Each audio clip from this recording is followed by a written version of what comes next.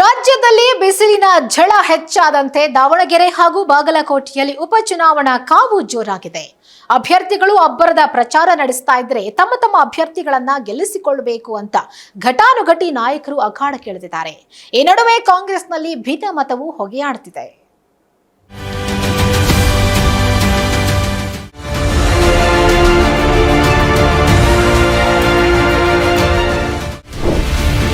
ದಾವಣಗೆರೆಯಲ್ಲಿ ಧಗಧಗಿಸ್ತಾ ಇದೆ ಭಿನ್ನಮತದ ಜ್ವಾಲೆ. ಕಾಂಗ್ರೆಸ್ಗೆ ಬಿಸಿ ತುಪ್ಪವಾಗುತ್ತಾ ಮುಸ್ಲಿಮರ ಕೋಪ. ದಾವಣಗೆರೆ ದಕ್ಷಿಣ ಕ್ಷೇತ್ರದಲ್ಲಿ ಚುನಾವಣಾ ಕಾವು ಜೋರಾಗಿದೆ. ಭಾರೀ ಬಿಸಿಲಿನ ನಡುವೆಯೂ ಅಭ್ಯರ್ಥಿಗಳು ಅಬ್ಬರದ ಪ್ರಚಾರದಲ್ಲಿ ಮುಳುಗಿದ್ದಾರೆ.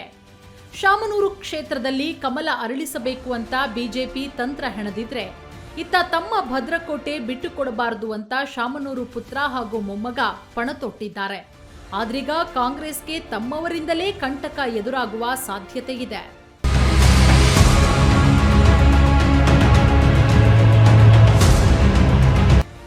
ಮುಸ್ಲಿಂ ಜನಸಂಖ್ಯೆ ಹೆಚ್ಚಿರುವ ಕ್ಷೇತ್ರದಲ್ಲಿ ಸಮರ್ಥ್ ಕಣಕ್ಕಿಳಿದಿದ್ದು, ಬಂಡಾಯವೆದ್ದಿದ್ದ ಸಾದಿಕ್ ಪೈಲ್ವಾನ್ ಮನವೊಲಿಸಿ ಕಣದಿಂದ ಹಿಂದೆ ಸರಿಯುವಂತೆ ಮಾಡಲಾಯಿತು.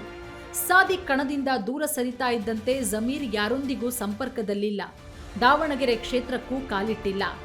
ಕಾಂಗ್ರೆಸ್ ಅಭ್ಯರ್ಥಿ ಸಮರ್ಥ್ ಪರ ಪ್ರಚಾರ ಮಾಡುವುದಾಗಿಯೂ ಎಲ್ಲೂ ಹೇಳಿಲ್ಲ.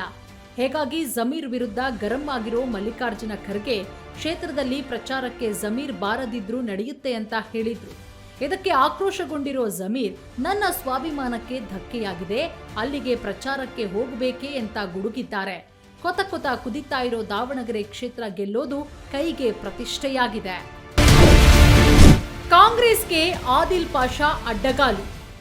ಅತ್ತ ಸಾದಿಕ್ ಪೈಲ್ವಾನ್ ಅಸಮಾಧಾನ ಶಮನಗೊಳಿಸಿ ಯಶಸ್ವಿಯಾಗಿ ಪ್ರಚಾರ ನಡೆಸ್ತಾ ಇದ್ದಂತೆ, ಇತ್ತ ಆದಿಲ್ ಪಾಷಾ ಬಂಡಾಯದ ಬಾವುಟ ಹಾರಿಸಿದ್ದಾರೆ. ಮುಸ್ಲಿಮರಿಗೆ ಅನ್ಯಾಯವಾಗ್ತಿದೆ ಅಂತ ಗುಡುಗಿರೋ ಆದಿಲ್ ಪಾಷಾ ಪಕ್ಷೇತರ ಅಭ್ಯರ್ಥಿಯಾಗಿ ಸ್ಪರ್ಧಿಸೋದಾಗಿ ಹೇಳಿದ್ದಾರೆ. ಯಾವುದೇ ಕಾರಣಕ್ಕೂ ಅಲ್ಪಸಂಖ್ಯಾತರು ಅಖಾಡದಿಂದ ಹಿಂದೆ ಸರಿಯೋದಿಲ್ಲ. ನಾನು ಕೊನೆವರೆಗೂ ಸಮುದಾಯದ ಪರ ನಿಲ್ತೇನೆ.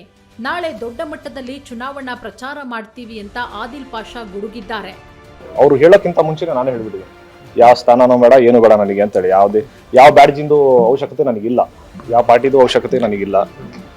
ಆಮೇಲೆ ಯಾವ ನಿಗಮನೂ ಬೇಡ, ಯಾವ ಚೇರ್ಮನ್ ಬೇಡ ಅಂತ ಹೇಳಿದ್ದೀನಿ.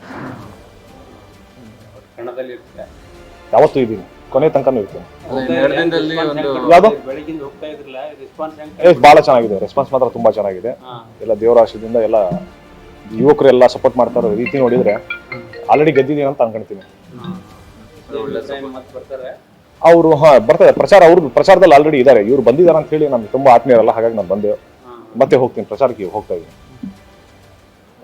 ನಾಳೆ ರ್ಯಾಲಿಗಳು ಎಲ್ಲ ಮಾಡ್ತೀವಿ. ಇಲ್ಲ ಹಂಗೆ ಹೇಳಿಲ್ಲ, ಅವ್ರು ಯೋಚನೆ ಮಾಡೋ 2 ದಿವಸ ನೋಡೋ ಟೈಮ್ ತಗೊಂತಂದ್ರು. ಅದ್ರಲ್ಲಿ ಏನು ಮಾತಾಡೋದು ಇಲ್ಲ ಅಂತ ಹೇಳಿದೆ ನಾನು. ಅದ್ರ ಬಗ್ಗೆ ಡಿಸ್ಕಷನ್ ಇಲ್ಲ.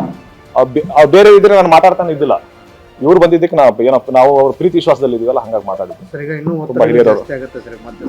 ಬರ್ಲಿ ಬಿಟ್ರಿ, ಒತ್ತಡ ಇರತ್ತೆ, ಬರಕ್ಕೆಲ್ಲ ಬರ್ಲಿ, ಅದ್ರಲ್ಲಿ ಏನೈತೆ. ಇಲ್ಲ ನನಗೇನು ಮಾತಾಡಿಲ್ಲ, ಬೇರೆ ಏನಾದ್ರು ಮಾತಾಡಿರ್ಬೋದು, ಏನಾದ್ರು ಮಾತಾಡಿಸ್ಬೋದು.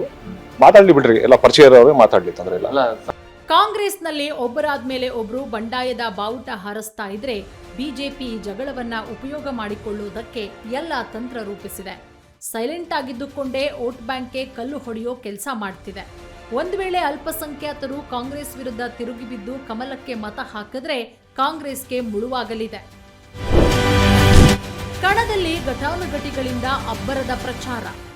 ಭಿನ್ನಮತ ಅಸಮಾಧಾನದ ನಡುವೆ ದಾವಣಗೆರೆ ಹಾಗೂ ಬಾಗಲಕೋಟೆಯಲ್ಲಿ ಸಿಎಂ ಸಿದ್ದರಾಮಯ್ಯ ಇಂದು ಪ್ರಚಾರಕ್ಕಿಳಿದಿದ್ದಾರೆ. ದಾವಣಗೆರೆಯಲ್ಲಿ ಸಮರ್ಥ್ ಪರ ಪ್ರಚಾರ ನಡೆಸಿದರೆ, ಬಾಗಲಕೋಟೆಯಲ್ಲಿ ಉಮೇಶ್ ಮೇಟಿ ಪರ ಕ್ಯಾಂಪೇನ್ ಮಾಡಲಿದ್ದಾರೆ.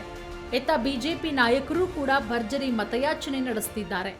ಮಾಜಿ ಸಿಎಂ ಬಿಎಸ್ ಯಡಿಯೂರಪ್ಪ ದಾವಣಗೆರೆ ದಕ್ಷಿಣ ಕ್ಷೇತ್ರದ ಸುತ್ತಮುತ್ತ ಮತ ಕೇಳಲಿದ್ದಾರೆ. ಅಷ್ಟೇ ಅಲ್ಲ, ಹಿಂದೂ ಹುಲಿ ಯತ್ನಾಳ್ಗೂ ಪ್ರಚಾರದಲ್ಲಿ ಭಾಗಿಯಾಗುವಂತೆ ಸೂಚಿಸಿದ್ದಾರೆ ಎನ್ನಲಾಗಿದೆ. ಕಾಂಗ್ರೆಸ್ ಹಾಗೂ ಬಿಜೆಪಿಗೆ ದಾವಣಗೆರೆ ಹಾಗೂ ಬಾಗಲಕೋಟೆ ಕ್ಷೇತ್ರ ಗೆಲ್ಲುವುದು ಪ್ರತಿಷ್ಠೆಯಾಗಿದೆ. ಆದರೆ ದಾವಣಗೆರೆಯಲ್ಲಿ ಕಾಂಗ್ರೆಸ್ಗೆ ಭಿನ್ನಮತದ ಜ್ವಾಲೆ ಹೊತ್ತಿಕೊಂಡಿದ್ದು, ಇದರ ಉಪಯೋಗವನ್ನ ಎನ್ಕ್ಯಾಶ್ ಮಾಡಿಕೊಳ್ಳೋಕೆ ಬಿಜೆಪಿ ಮುಂದಾಗಿದೆ. ಆದರೆ ಮತದಾರರು ಯಾರ ಮತ ಪ್ರಚಾರಕ್ಕೆ ಒಪ್ಪಿ ಮತ ನೀಡ್ತಾರೆ ಅನ್ನೋದನ್ನ ಕಾದು ನೋಡಬೇಕಿದೆ.